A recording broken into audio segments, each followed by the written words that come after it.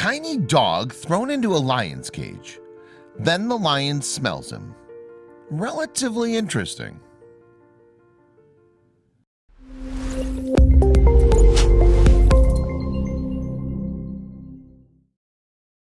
But before we start, please take a moment to give this video a like, subscribe to Happy World, and hit the bell so you'll never miss these great stories.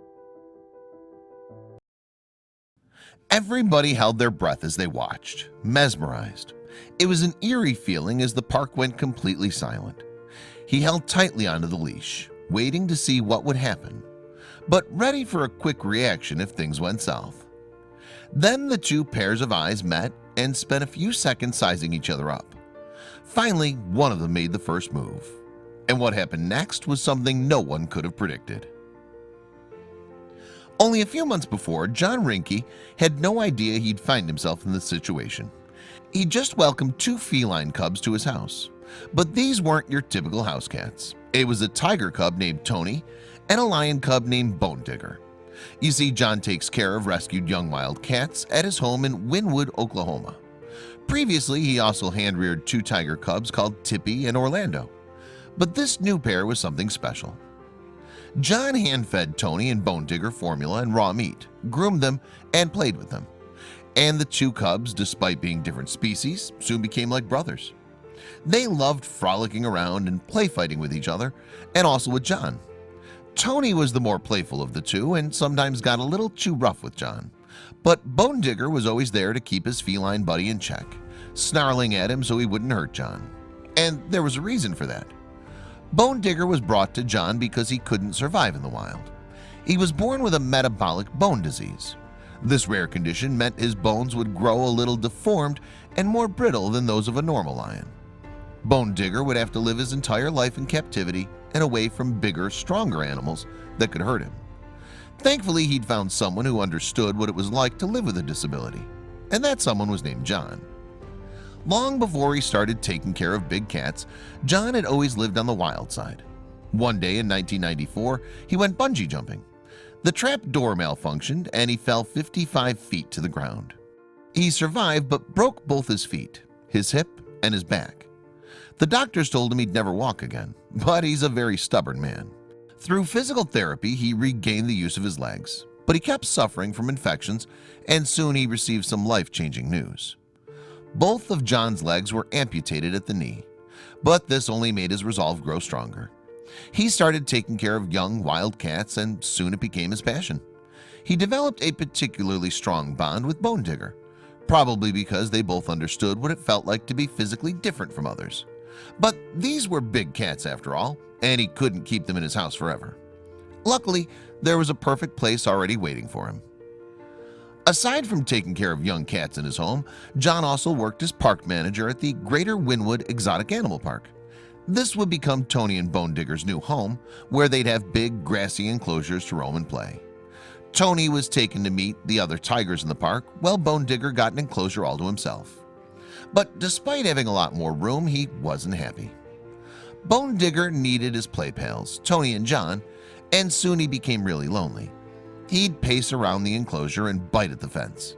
But John knew he couldn't put Bone Digger in with other lions or tigers, as he was likely to get hurt. That said, he didn't want him to languish in his loneliness, and that's when he got an unorthodox idea.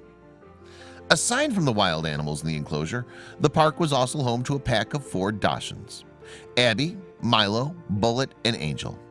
They were considered the park mascots and roamed around freely. They were extremely friendly, not just with humans, but with all the animals in the park. Abby was the pack leader and the most fearless of the 4. This gave John an idea. John put Abby on a leash and went into Bone Digger's enclosure while another keeper held onto the young lion. The two stared at each other for a few seconds until Abby started jumping around, clearly wanting to play with Bone Digger. Suddenly, the lion pulled away from his keeper. It was a tense moment, as neither man knew if it was about to attack Abby. But what happened next? Completely unexpected. Bone Digger actually moved away from Abby, and it seemed he was scared of her. Abby didn't let up though, and soon the young lion's curiosity got the best of him, and he slowly approached the wiener dog. Once he got closer, he started sniffing her as she wagged her tail. Excited, Abby started running around in the grass and soon found Bone Digger's stash of toys. The lion ran over to protect his things. Then Abby licked him on the nose. That's when John knew his plan had worked. After the awkward initial meeting, Bone Digger decided he liked Abby after all. It was incredible to see how this tiny dog was so unafraid of a lion, who, although still young, could seriously hurt her. John said it all comes down to her cluelessness. Apparently, Dachshunds aren't really aware of their size, so they aren't daunted when they come up against a bigger animal.